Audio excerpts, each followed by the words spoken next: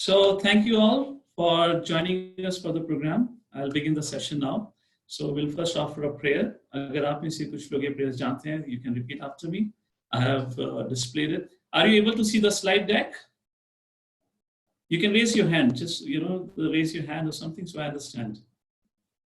Okay, great. So you're able to see the whole slide deck. Great. So we'll begin our discussion. Please, all of you, fold your hands and you can repeat after me the prayer. Om Ajnanatimirandasya Jnananjanashalakaya Chakshurunmilitam Yena Tasmai Shri Gurave Namaha. Hare Krishna. So we welcome you all for this online. Although we are doing it for the first time, generally we do it in a live setting. So before we start this, we'll just set up some norms for our this Gita Wisdom program. Yes. So just to let you know a few things about this program. Each session we'll be conducting the program on both Saturday and Sunday. And the session would be of around 1.5 hours. We'll start at 5 and will probably end by 6:30. The course duration is approximately 13 to 14 hours. So I want to ensure that we cover this course before the lockout period is over. So let's see how we'll go about it. Secondly, because although I prefer it to be interactive, but we will not be able to make it interactive online right now. Otherwise, there will be a lot of delay and there will be some confusion. So what you can do, I would request you all, if you have a doubt about anything, about any particular slide that I speak about or any subject, you can either take a screenshot and make a note of your question, or else you can type your question in the chat box. When I finish what I have to discuss in this particular 1.5 hours, then if the time remains, I'll take your question. If for some reason, unfortunately, we have run out of time, we don't have enough time to answer your question, at my side, I will be available for additional 30 minutes. Agar aap mein se koi uske baad want to talk to me and clarify, I'll be available. If in case you don't have time and your questions are not answered, you can put your questions into the chat box and before tomorrow morning, we'll reply back to your questions onto the WhatsApp group that we have. So I hope that will help and resolve our discussion here. And that's about this thing. So with that, as a basic norm, basic understanding, we'll begin our discussion on this Gita Wisdom course. My name is Madan Sundar Das. I'm a monk at ISKCON Pune, and I've been serving here from last 10 years approximately. I got connected to ISKCON around approximately 14 years ago while I was a student at Ohio State University at America. I was pursuing my Master's of Science in Computer Engineering. And like that, while studying, I got the Bhagavad Gita written by Srila Prabhupada. In other words, the translations written by Srila Prabhupada on Bhagavad Gita. And like that, I got connected. And since then, around 10 years ago, I came back to Pune and I've been serving here at Pune. So we thank you all for joining for this course and we hope you are keeping safe and healthy at the time of this coronavirus. So with that, we'll begin now with the subject matter. Through this subject matter, we'll be talking about 3 essential things, I would say. First, this course is based on the essential teachings of Bhagavad Gita. So we'll be covering that subject matter, some of the important points. Second, through this course, we'll be establishing the fundamentals of spirituality. So you'll get to know a lot about what spirituality is, what spiritual life. And lastly, many of us have had many questions that had not been answered over the time because people had no idea about it, or else they kind of shrugged off our questions by saying that they are trivial or they are not important. There are many, many questions like that. So all those fundamental questions that we all had since our childhood, those will be answered through this, the subject matter that I'll be presenting here. Excuse me. As I said, this course is based on Bhagavad Gita. So to begin with, first of all, what is Bhagavad Gita? You know, some people say it is a religious book for Hindus, while others say it is a mythology. It never happened because Bhagavad Gita comes in Mahabharata, is found in the text of Mahabharata. Mahabharata never happened. Lord Krishna never existed, Arjuna never existed. So like that, different people have the different understandings and so forth. But what is Bhagavad Gita all about? Bhagavad Gita is the only literature in the whole world which has the documented words spoken by the Supreme Personality of Godhead.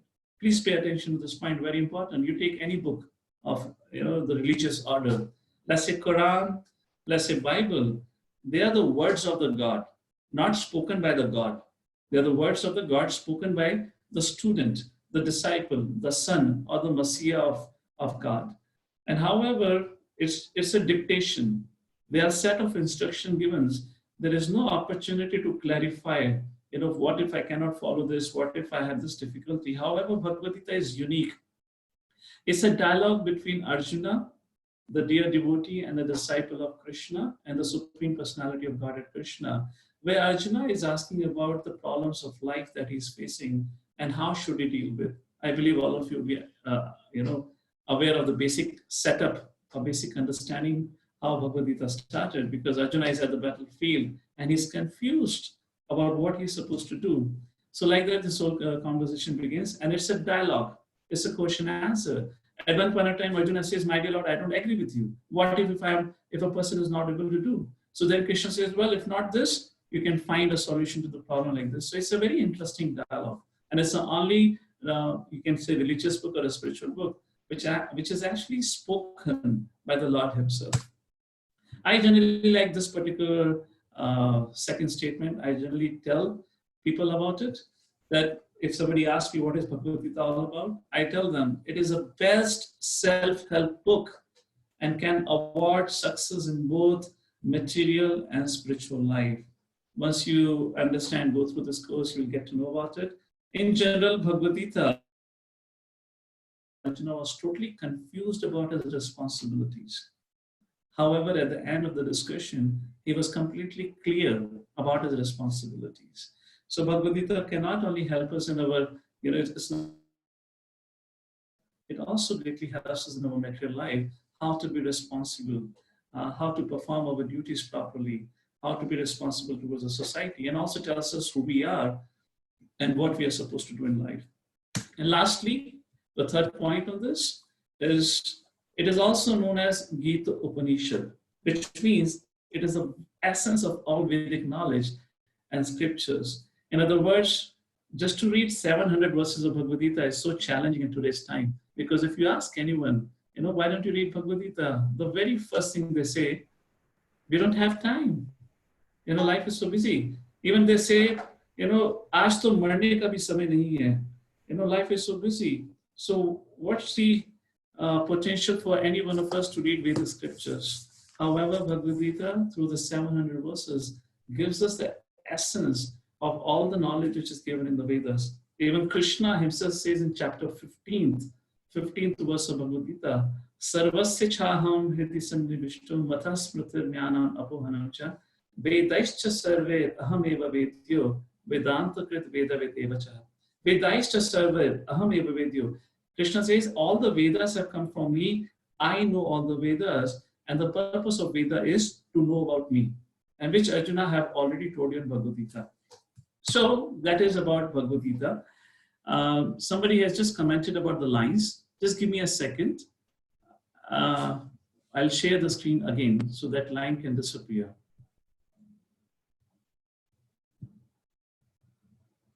Okay, great. So somebody may ask, okay, I got to know what is Bhagavad Gita, but why should I study Bhagavad Gita? What will I gain by studying Bhagavad Gita? Let's put it this way. The wisdom of Bhagavad Gita acts like a navigation system. I believe most of you would have used Google Maps. On your smartphone, if you want to go to some place, you type an address and the Google Maps comes up and tells you the shortest route to your destination. It does two things actually. It tells you about the shortest route to your destination, and when you are stuck in a traffic, it reroutes you and finds you an alternative path to your destination. Similarly, Bhagavad Gita, when we are stuck in our life, it gives us, not only when we are stuck in our life, actually Bhagavad Gita is like, as I said, is a best self-help book. It helps us, it guides in our journey of life. And whenever we are stuck, whenever we face challenges, the wisdom of Bhagavad Gita gives us hope, gives us direction. And the third thing, which Google Maps doesn't do, that Bhagavad Gita does for us, Bhagavad Gita redefines our destination. Most of the people today, they're kind of living an aimless life. You ask them, what's the aim of your life? Many people actually don't have a definitive answer. Or at max, they will say the aim of life is to make more money. Nothing more than that. Okay, so I see some comments about Hindi and English. Well, I was told that I have to do it in English, so I'll stick to it. And during the course, if I can make Hindi English, I'll try to do it. So that's what Google Maps do. But however, Bhagavad Gita, apart from giving us direction in our life, rerouting us when we face challenges, helping us, it also redefines our destination. Just like it is said, the purpose of human form of life is, the Vedic scriptures, these are the three essential points. Asatoma, Satgamaya, Tamsoma, Jyotirgamaya, Mrityumva, Amritam Gamaya. So what is the purpose of human form of life? To move or to travel from the temporary to the eternal. That is the journey. To move from the darkness to light is our journey. And from death to immortality is a journey of a human form of life, or journey of a soul in human life. So like that, Bhagavad Gita redefines our destination, tells us what should be the goal of our life. And in essence, it is a life-challenging book. As I said before, Bhagavad Gita begins with a doubt. Arjuna is confused at the end of the first chapter.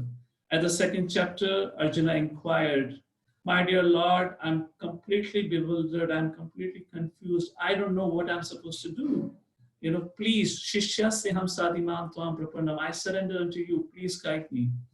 And Bhagavad Gita ends with clarity, where Arjuna stands up again on the chariot and he says to Krishna, my dear Lord, I've understood what's my duty, what's my responsibility, and I'm ready to perform my duty. So that's the journey of Bhagavad Gita. In other words, Bhagavad Gita is a book of transformation.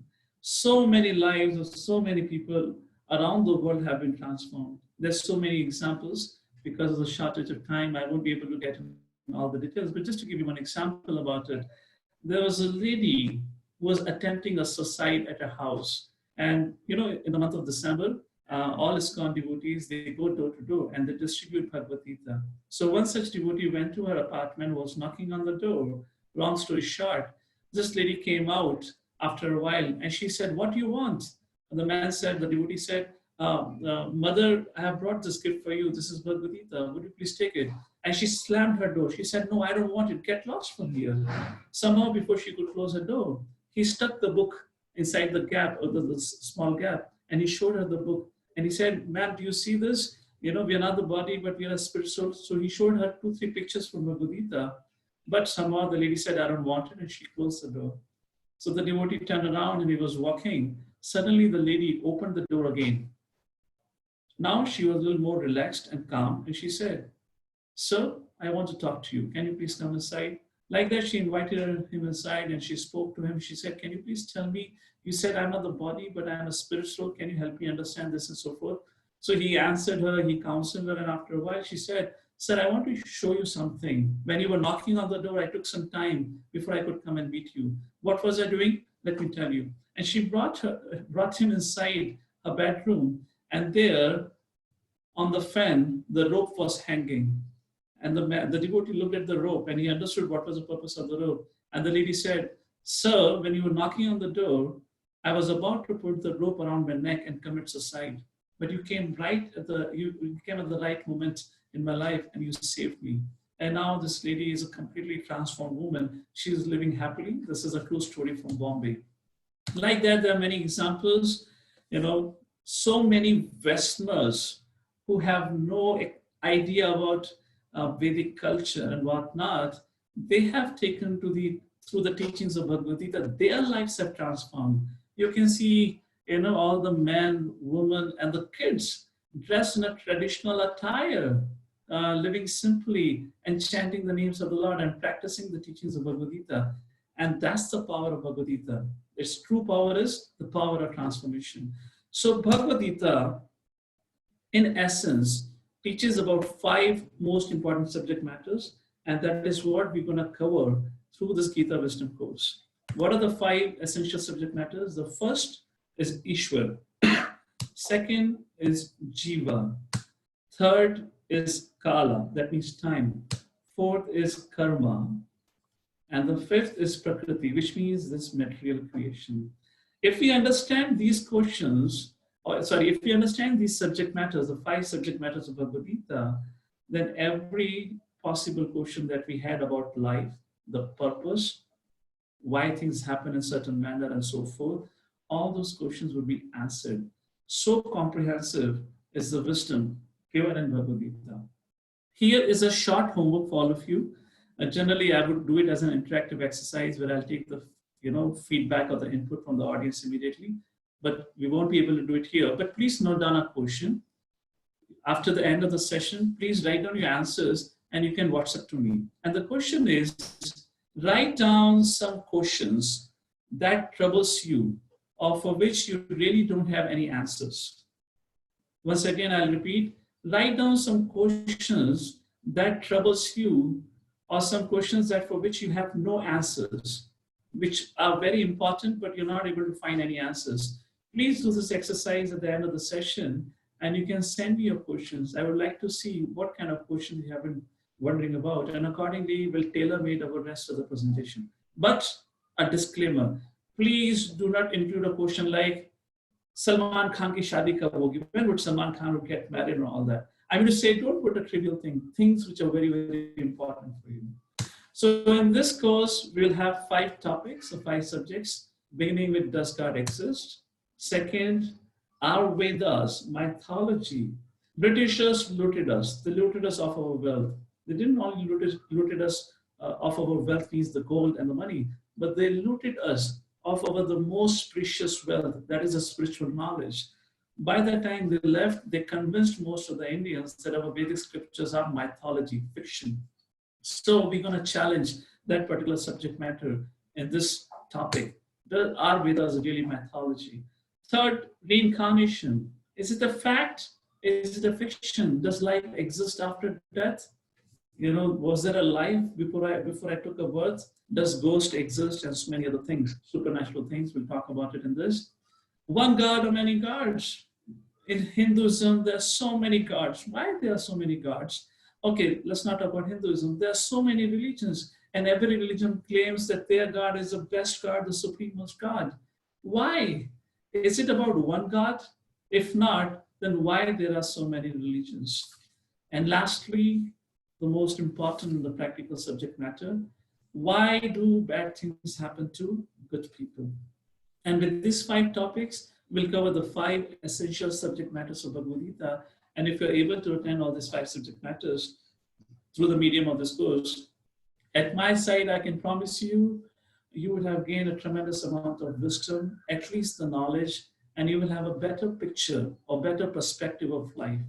However, for this particular course, I'm not going to, I'm not going to use Bhagavad Gita as a basis to prove all these things. I'm going to use logic and science. And whenever I would use logic and science, I will just present a verse from Bhagavad Gita to make a point that, see, Bhagavad Gita also speaks about it. But the course is not based on Bhagavad Gita because right now many people don't have faith in Bhagavad Gita. So we're going to use what they have faith in. That's the logic and the science. So with that, as a background to this whole subject matter, we'll begin with the first topic, and that is, does God exist? Now, this is a question which has been asked, which has been debated since the beginning of time. Even if I ask you at this point of time, does God exist? Some of you may say yes, some of you may say no, and some may say maybe, maybe not, may not have an answer. Let me give you a quick example or a quick story about it, just to help you understand this. There was a man who went to a barber shop. He wanted to get his hair trimmed. He went and sat, and the barber came and started working on his hairs. After some time, they were talking to each other, and after some time, the conversation turned into the subject of God. And the barber immediately said, Sir, I don't believe in God. So man who apparently believed in God, he asked, Baba, why do you say like this? Why don't you believe in God? And the Baba said, well, you just go out on the street and you will see hundreds of reasons to believe that God does not exist. The man said, what do you mean? Why do you say like this? Don't you see the people that are suffering? Don't you see the poor kids without parents? Don't you see the poverty-stricken people out there? Why there is so much suffering? If God had to exist, would not God protect us? Would not God provide for us? Because we are suffering, we are going through so much troubles in our life. That's the reason I'm convinced God does not exist. So man said, okay, well, fine. What can I do? What can I say about it? He kept quiet. He got his hair trimmed, paid him money, came out of the shop, and when he was just turning around the corner of the road, he saw a man, very dirty looking, unkempt, dirty looking person, hadn't taken bath for many days. He had a long, stingy hair and an unkempt beard. He was really looking very troubled.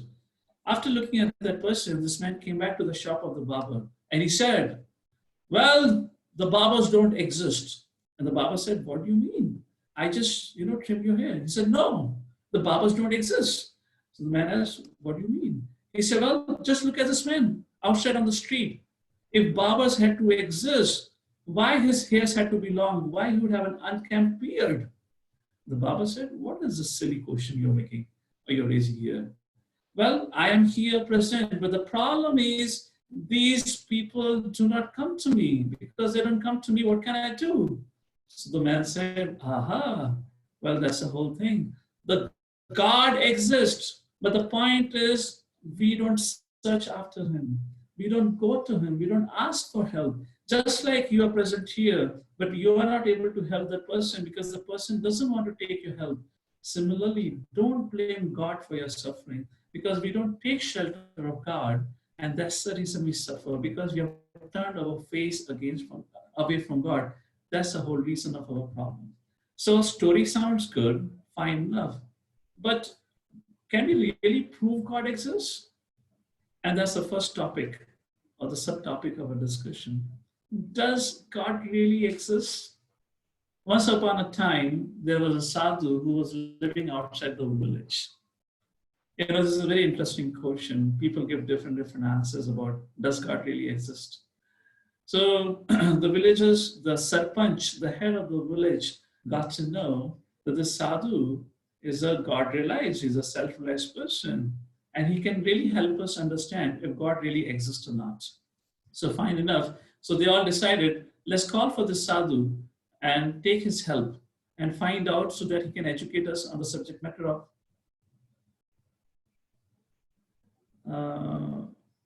okay, sorry, I was just looking at the comment here. So what was I saying? So the sarpanch, the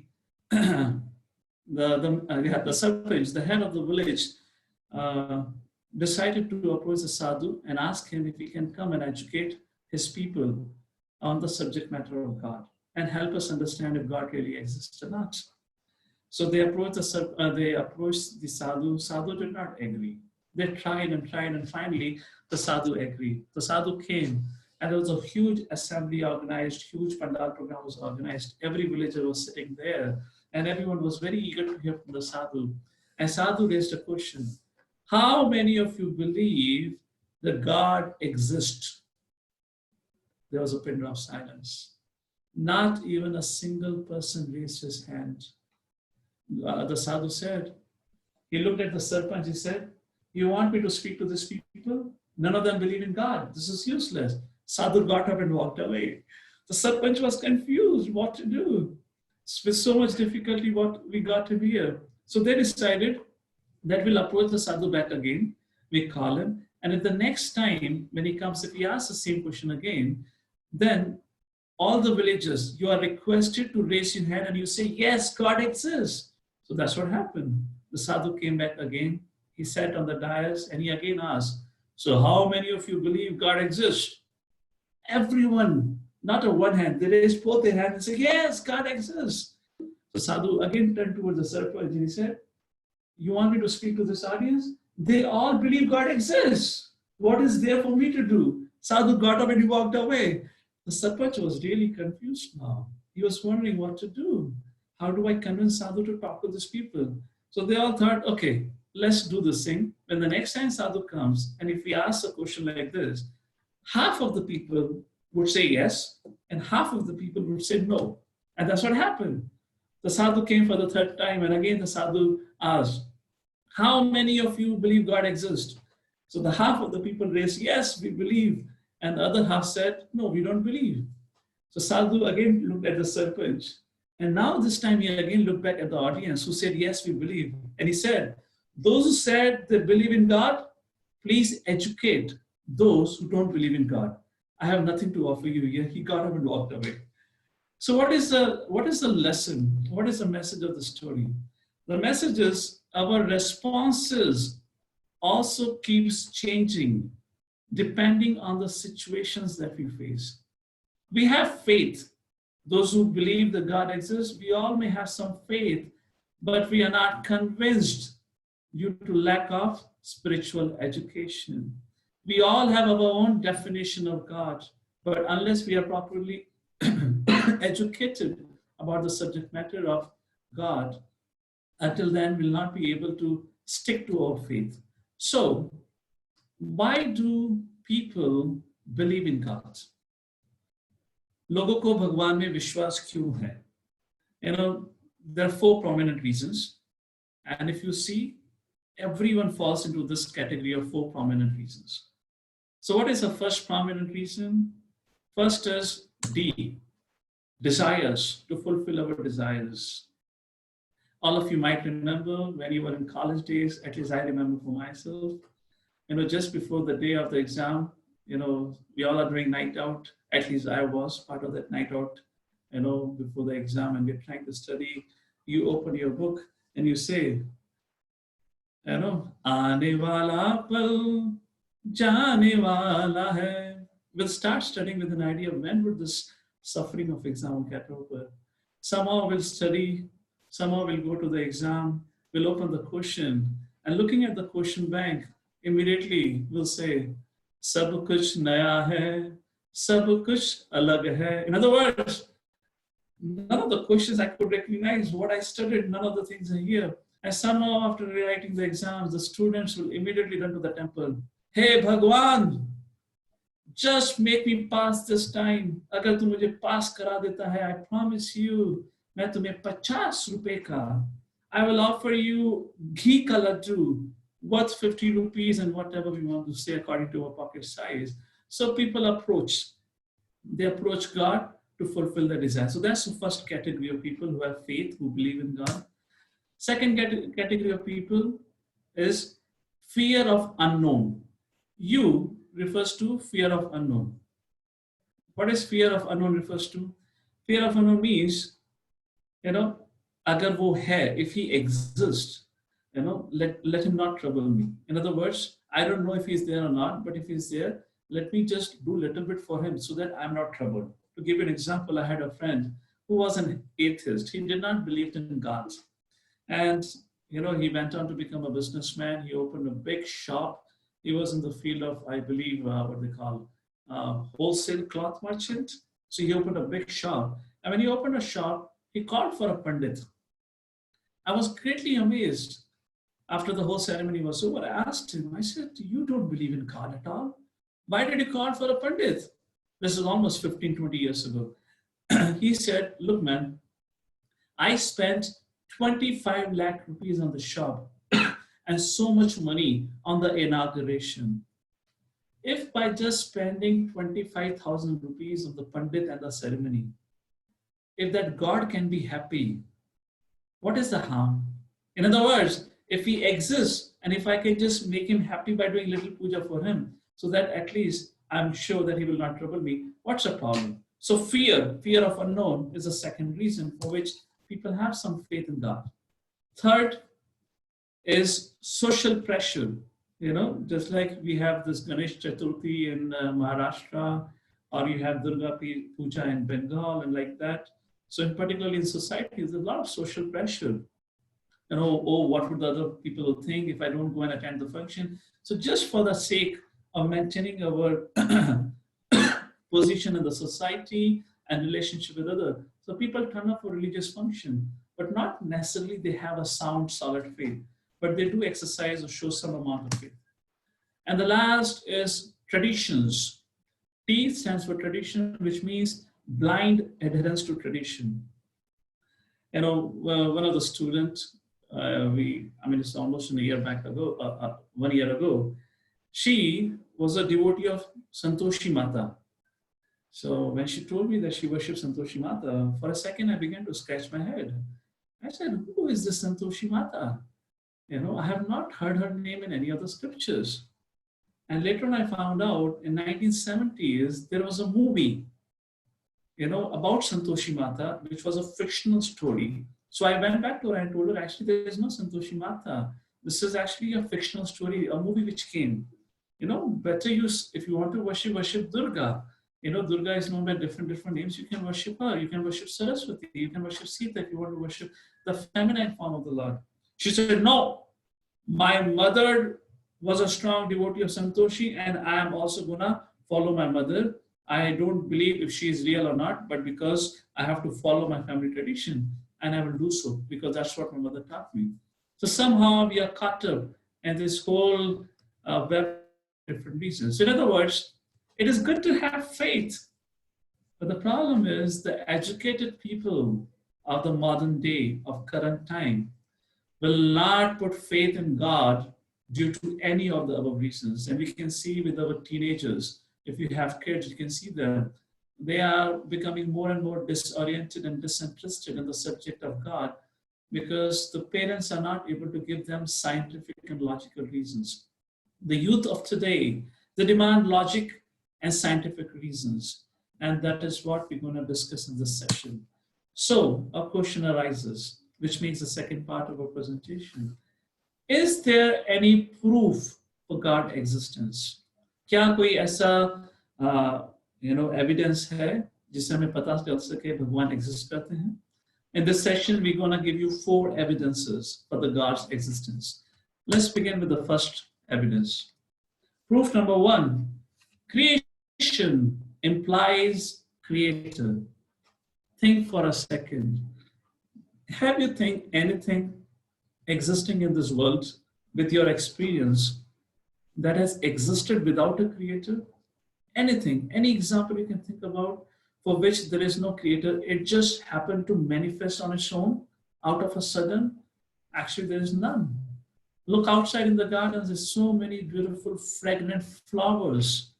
Even if you want to paint, you want to make an artificial flower, just to even make an artificial flower, you need a pencil, you need a sketch pen, you need a color, and you need a canvas. Most important among all these things, you need a person. You need a person to draw it. Even an artificial flower does not manifest on its own. So do we think this real flowers comes on their own? Similarly, do we think this whole creation have manifested on its own? Look around.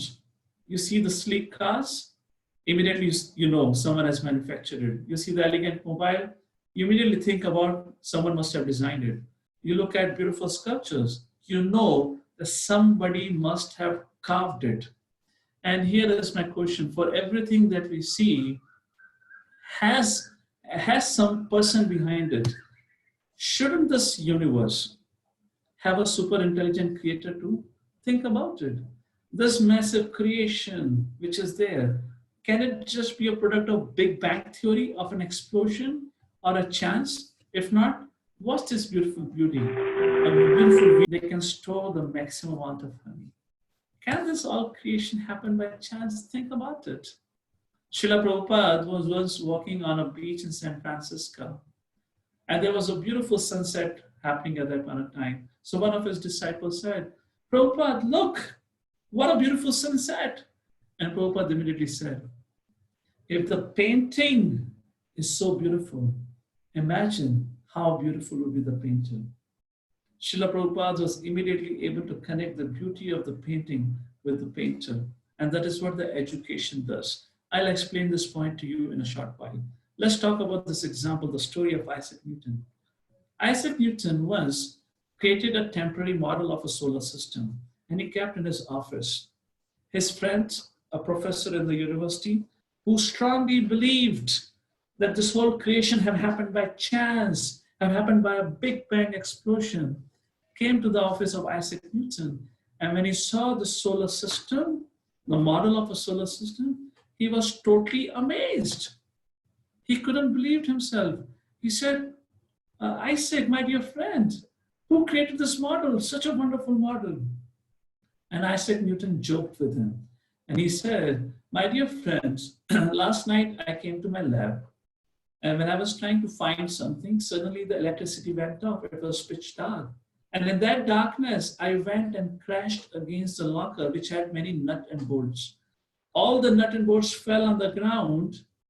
And when the electricity came back, this beautiful structure of a solar system was standing right in front of my eyes. Somehow this nut and bolt fell on the ground and assembled together and manifested in this temporary structure of a solar system. The professor, the atheist who believed the creation happened by chance, began to laugh. He said, Isaac, you must be joking me. Have you ever seen anything happen like this? And that time Isaac Newton said, well, if you think this temporary small miniature model cannot happen by chance, it must have required a creator. You believe and you teach your students that this complex, beautiful creation have happened by chance. This is against all logic. So the evidence number one, the proof is for every creation, there is a creator behind. And I urge you all to think about it and find, can you find any example of a creation for which there is no creator? Unfortunately, there is no such example for that. Let's go to second evidence, proof number two. Law implies lawmaker. You know, we have laws on the street, traffic laws. When we speak of traffic laws, we know that somebody has made a law. Right now, in the point of crisis because of COVID virus, the government has made a law that nobody should go out. So there is a law. We know if there is a law, there is a lawmaker, isn't it? Look around. You know, if you might remember, whenever you got late in an office, probably you were fined financially or you marked absent for a half day because there are certain laws governing. Like that, there are laws governing our whole existence and the whole universe. Take for an example, from the micro atomic structure to the RNA, DNA, look at the beautiful organization and beautiful structure. There are laws governing their movements, you know, the DNA. And similarly, from the micro to the macro level to the solar system. Today night, when you get some time after the session, please go up. Look up in the sky. Look at the beautiful movements of the stars and the planets. Who is navigating? Who is governing their movement? For us, people, while keeping their eyes wide open, they meet accident on the street. Is it possible for all these massive cosmic figures to move around the cosmos without ever meeting an accident? Is there no intelligent designer or the driver who's navigating this whole cosmic traffic? Think about it. If there is a law, there is a lawmaker, because you see them moving in such an organized and harmonious way, which means somebody must be controlling them. Just like a traffic on the street. You know, the traffic is going smooth, so we know because there are certain laws. You know, on the highways, on the expressways, there are speed limits. As soon as somebody sees the police at a distance, immediately the person slows down the speed of the car because there is a law. If you violate the law, you'll be fined. So whenever there is an harmony, there is an organization, which means there is certain law governing it. So look back in the sky today and think about it. Who's managing this cosmic traffic? There must be somebody who's governing this. Who is that intelligent person? Similarly, from the micro world to the macro world, from the atomic structures to the macro world, which means to this cosmic, to the movements of the planet, there are precise laws governing the world.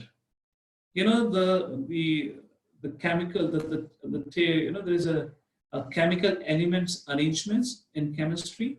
It is known by a name. I hope all of you would remember, it is known by the name of periodic chance. You know, the chemical elements arrangements, it is known by the name of periodic chance. I'm sorry, it is not periodic chance. It is known by the name of periodic law. Please go and refer back to your science book. The arrangements of elements, they don't call it chance, they call it as a law. There is a law governing the arrangements of those chemicals. Similarly, you know, we see the laws of mechanics. I remember long ago, I was asking a young boy, who, who made the law of gravitation? And the boy replied, Isaac Newton. And I laughed and I said, no, Isaac Newton did not make the law of gravity or gravitation. He discovered it.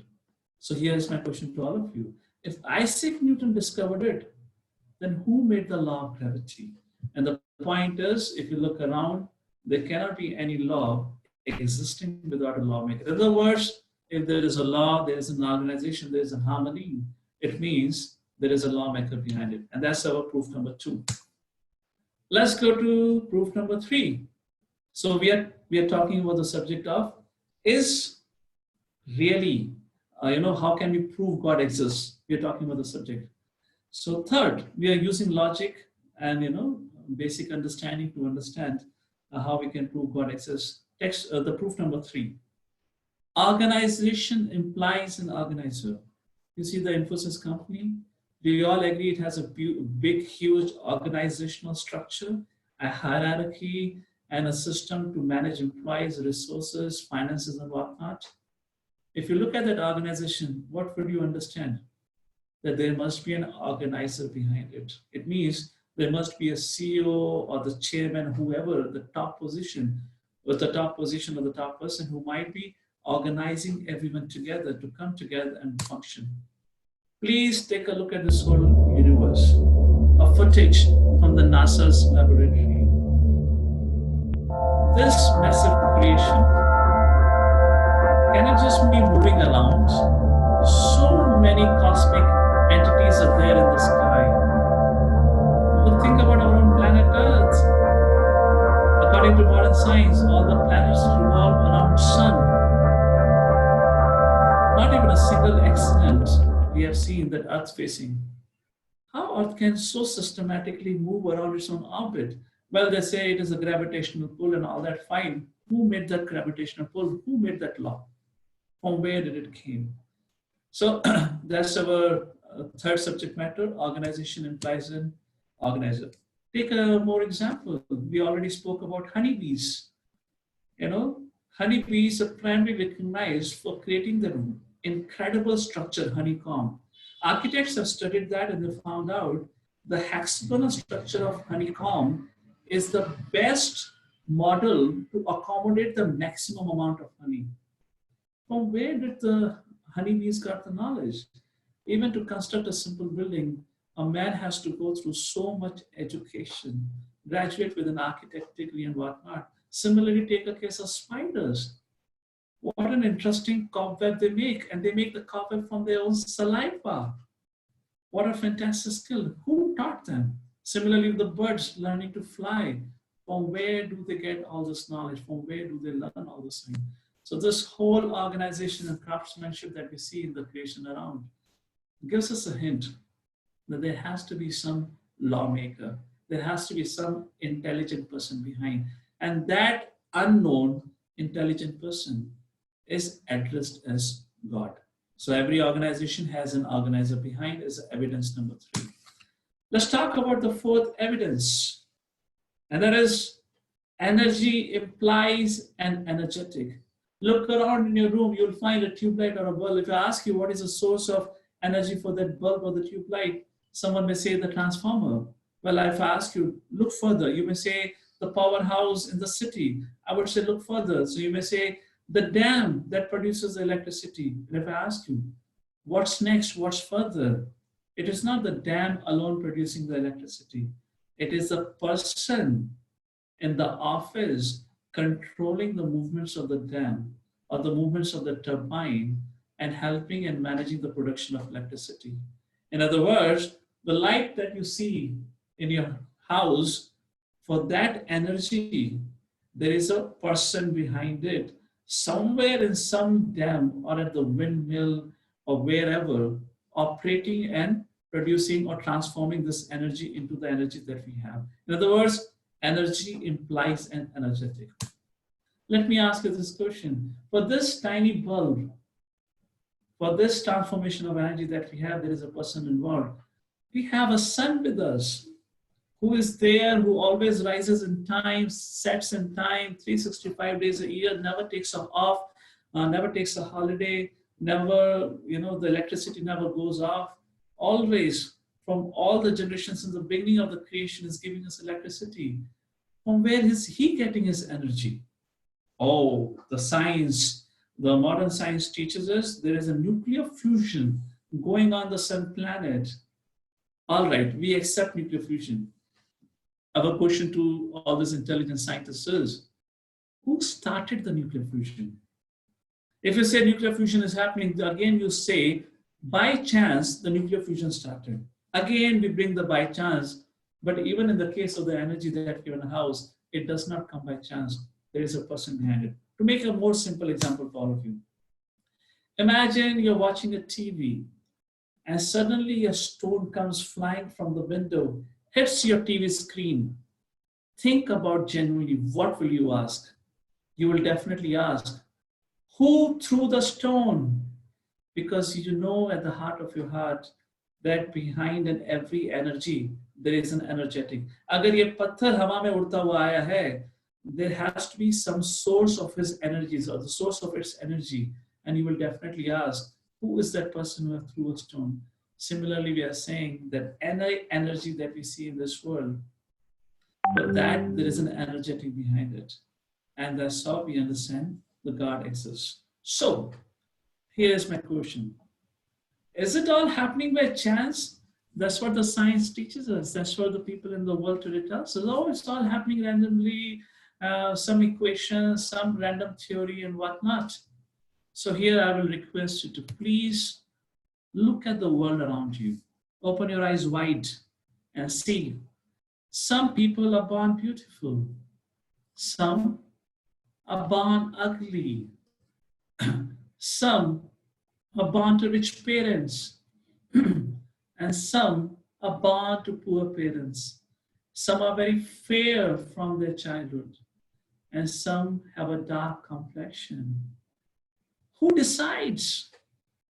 Who decides that somebody takes a birth in a rich family, somebody takes a birth in a poor family?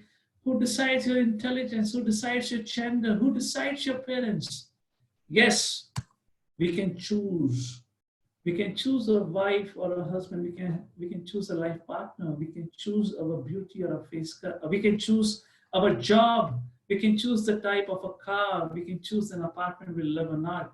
We can choose to go out today or not in the period of lockdown, and many more things like this. But please pay attention to this. Still, there are so many things we don't choose. Is there anyone who have chosen their parents? Is there anyone who chose their gender? Is there anyone who chose their face cut or the intelligence? No. How did we got it? How did we ended up with what we have today? How did I end up having this body? How did I ended up having this particular gender, male gender and whatnot, and so forth? Think about it. Please think. Here is my question to all of you. And you can respond honestly. You can type in the chat box with answer yes and no. Think, take your 15, 20 seconds and reply back in the chat box. What do you think about it? Have you seen any complicated machine or even a simple machine for that reason, which has come by chance and has no purpose? Have you seen anything? I have the smartphone. Does it look like has it come by chance and it has no purpose? Everything has its purpose and everything has a creator behind. Please write down your answer. What do you think? You think yes, no? What's your opinion about it? Think generally. I'll give you 5 seconds to reflect and answer on this. Then we'll go ahead to the next topic of our discussion.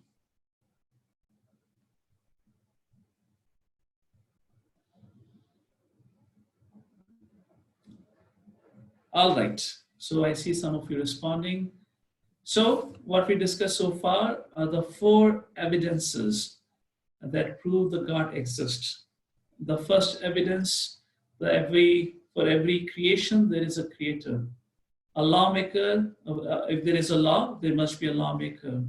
For every organization, there is an organizer. And for energy, there must be an energetic, the source of energy.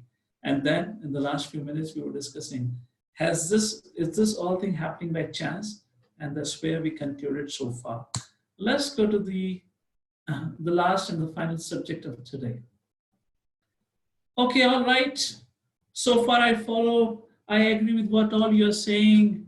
I'm fine, I acknowledge, okay, logically you make sense, the God exists and so forth. But I still have a doubt. And my question to you is, can you show me God?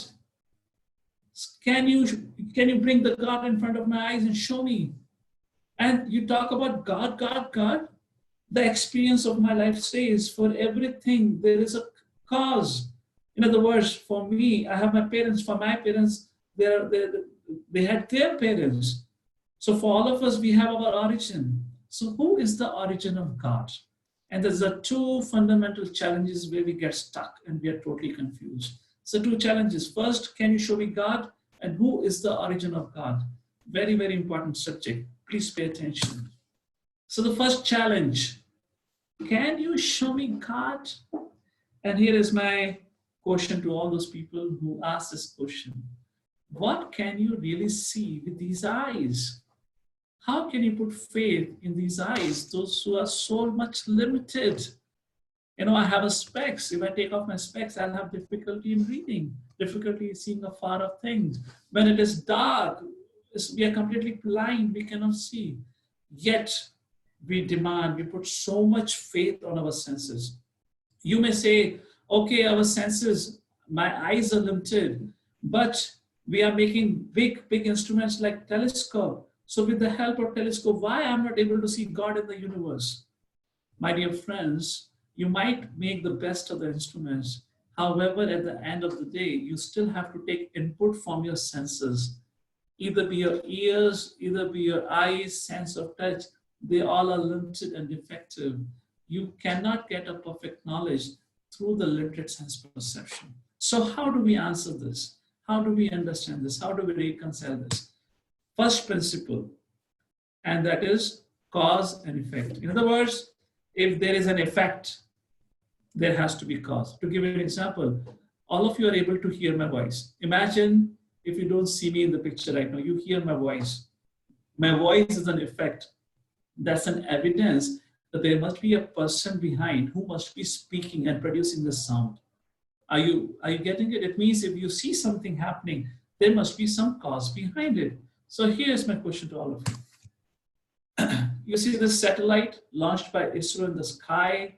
When you think about the satellite launched by ISRO, which is an effect, if I ask you who is the cause of the satellite launched by ISRO, what is an answer? What would you say?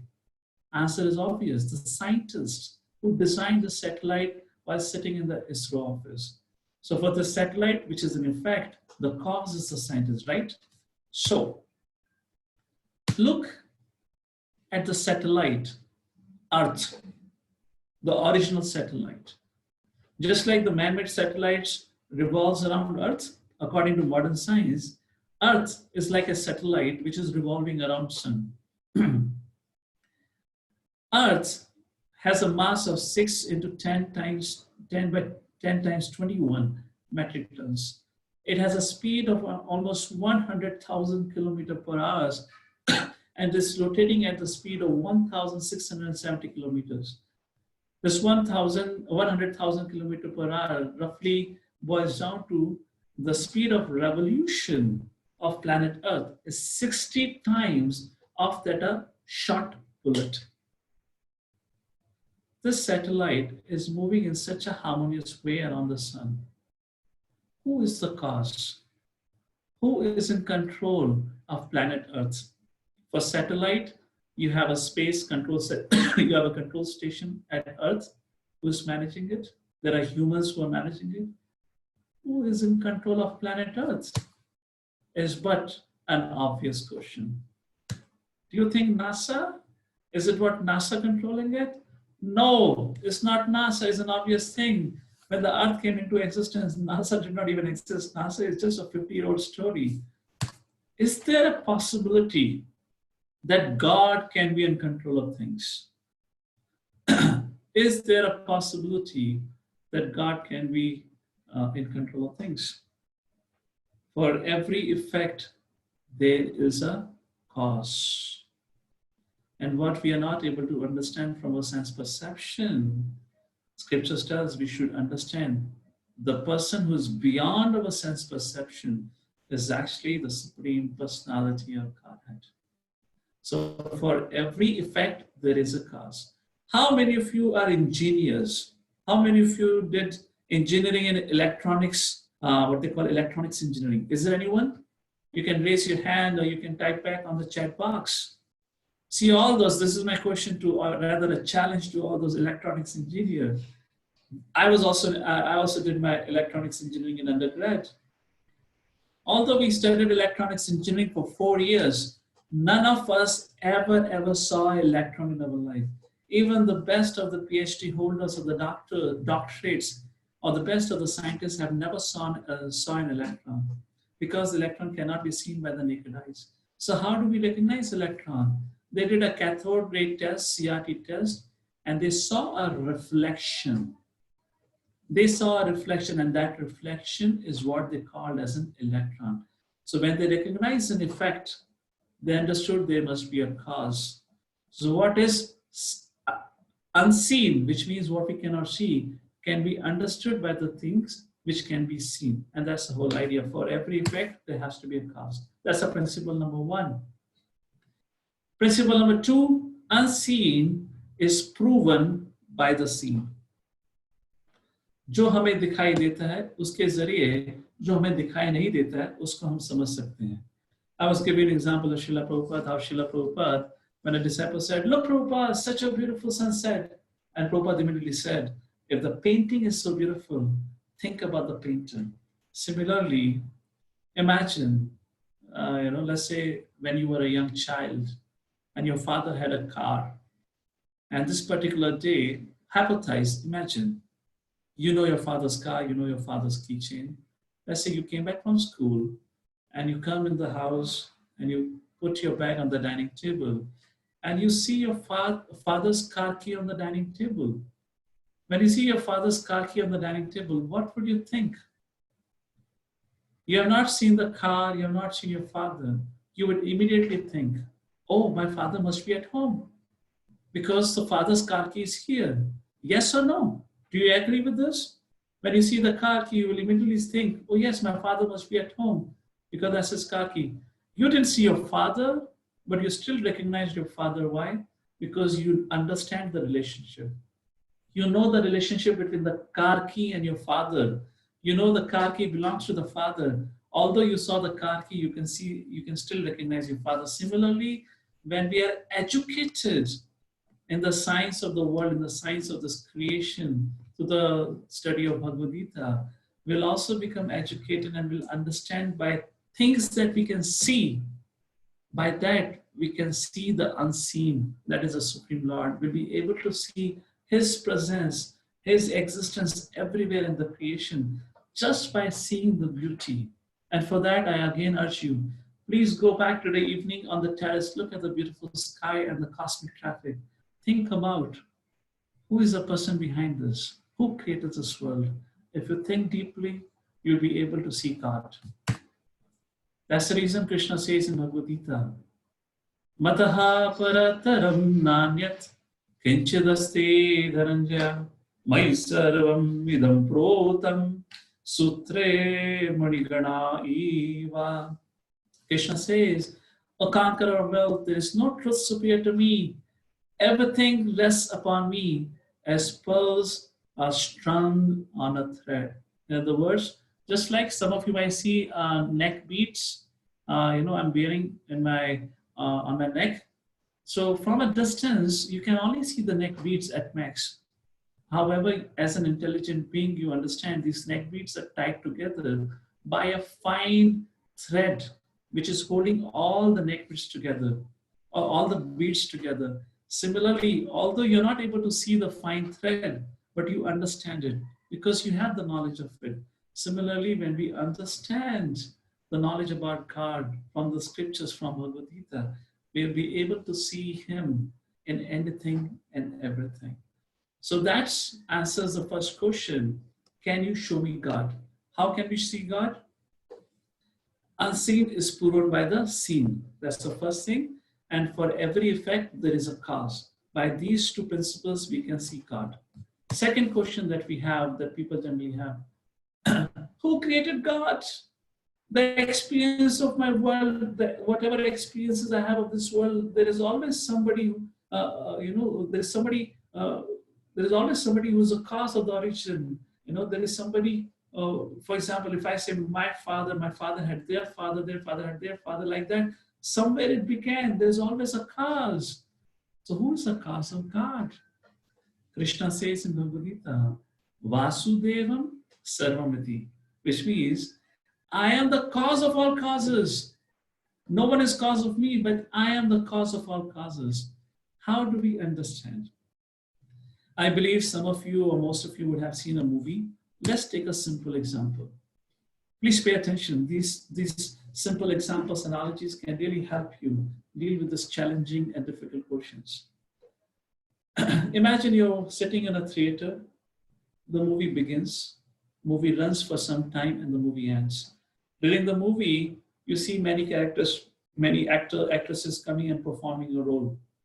However, there is one person who is totally independent, yet he's part of the movie, but he's totally independent of the role play and is totally independent of the start and the end time of the movie.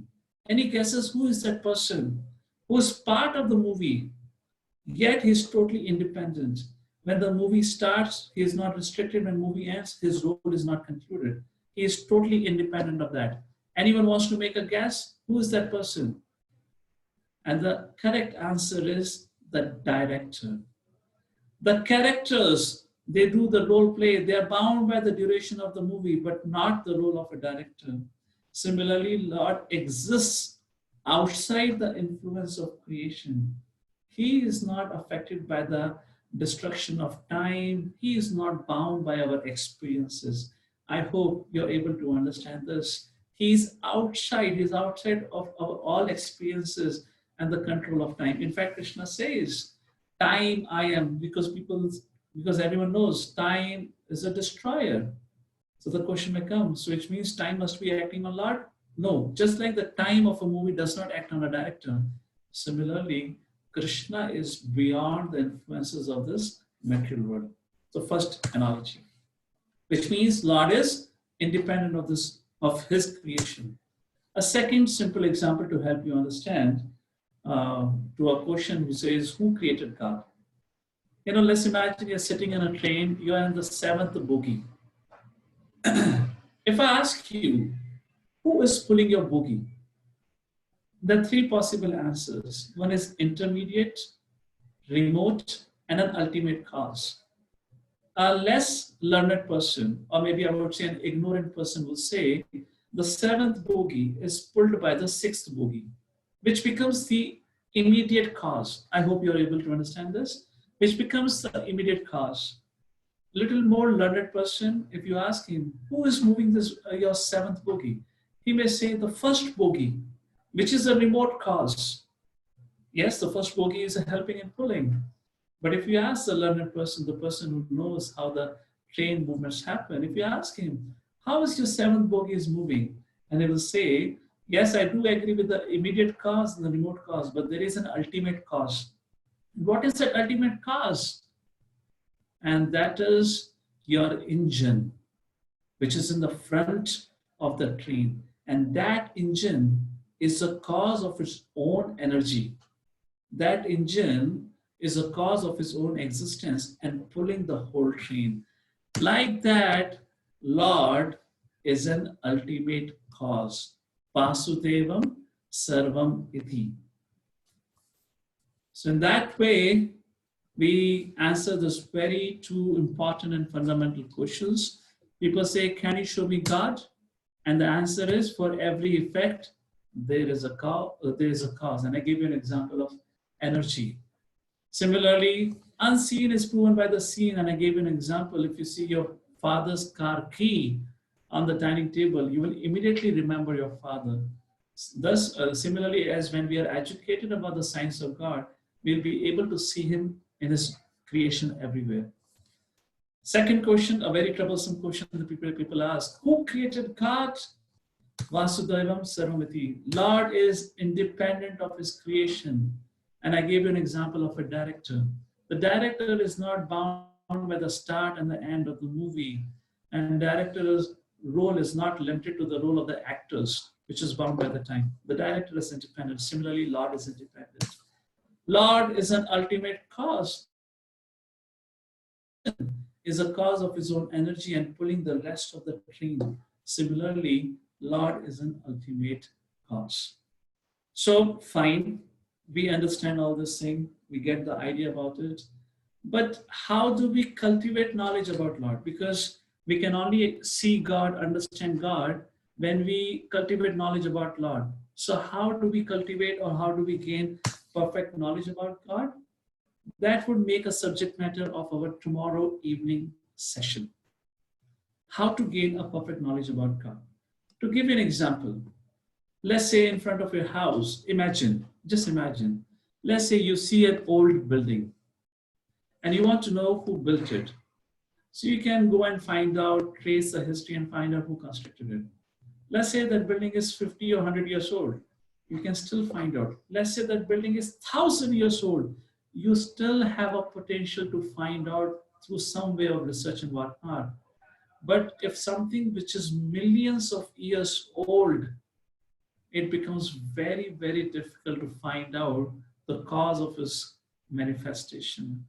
This creation in which we live in is trillions and trillions of years old. Through our sense perception, through our efforts, we can never find out. How much ever you want to go back into the time, you can never find out who created this. So how do we get a knowledge of an event or of a person or of a thing which is long beyond in terms of time and place? Because God, being the original personality, have always existed. He's eternal. So we cannot go and ask anyone on the street, can you please tell me about God? Do you know anything about God? How do we understand? How do we gain a perfect knowledge? Is what we are going to discuss tomorrow. So to conclude our discussion in today's session, we had discussed 4 prominent things. First point was the different reasons people have for believing in God, and I gave you 4 reasons. And the acronym was DUST, D-U-S-T.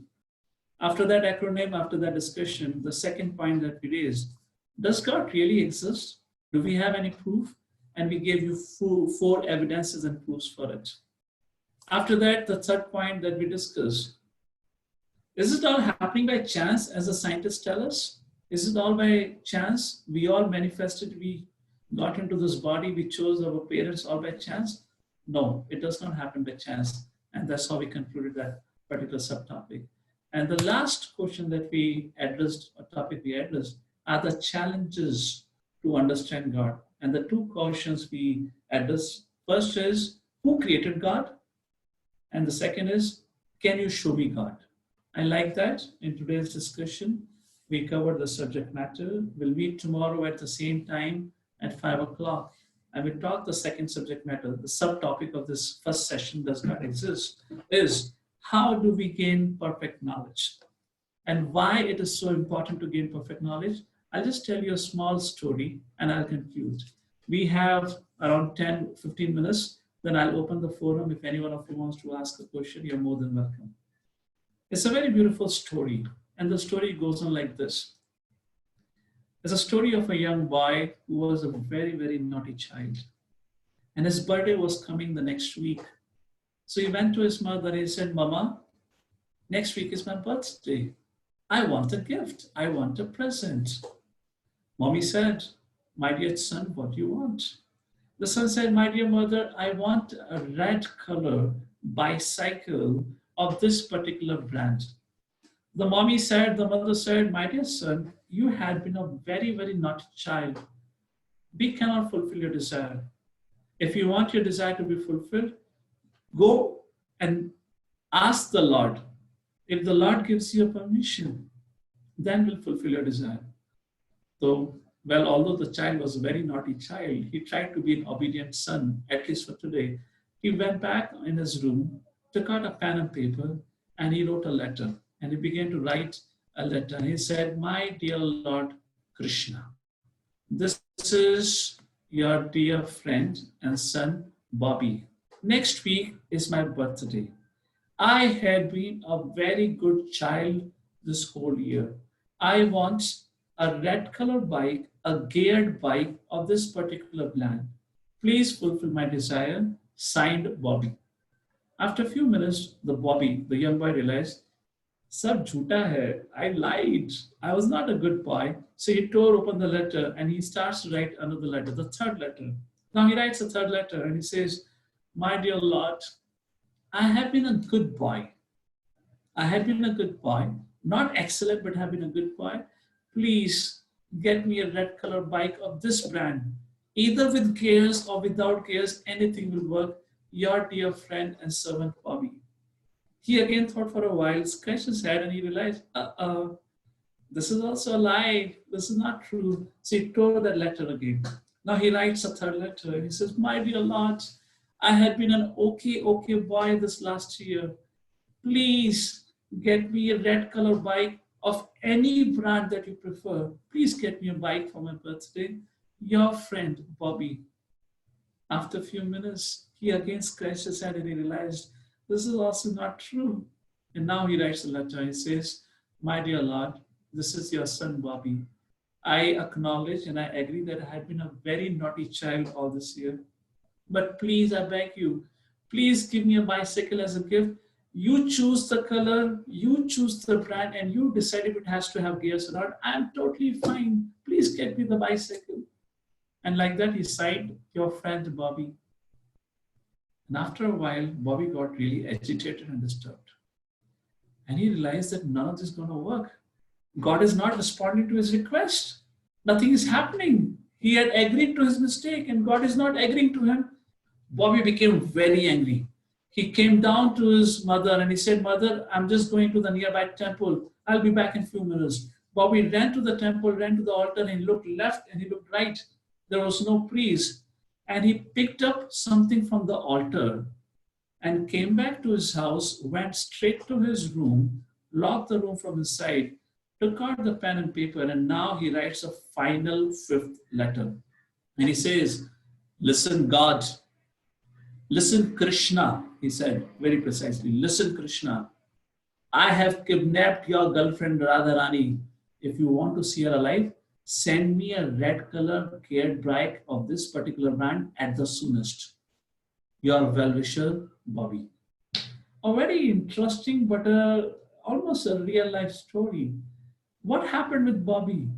As the situation kept on changing, his faith, his response kept on changing. Similarly, all of us, because we haven't received proper spiritual education, although we might have a copy of Bhagavad Gita at home, we have not studied or maybe have understood hardly. That's the reason all of us, when life is going all good, is all fine. But when life is faced with crisis, our faith begins to dwindle. We become doubtful and we begin to doubt the existence of God. So this subject matter is very, very important. And I will request all of you to please take this opportunity and please go through the subject matter for the 5 subject matters of Bhagavad Gita. And it'll be really, really helpful. With that, I thank you all for your kind attention and coming forward and spending your Saturday evening with us for this session. I have now given every one of you the right to unmute and speak. If any one of you want to speak, you're more than welcome if you have any questions. In case if we have less time and we are not able to answer your question, you can write your question in the chat box also. So we still have 10 minutes to go. Anyone wants to ask any question? You can unmute yourself and you can speak up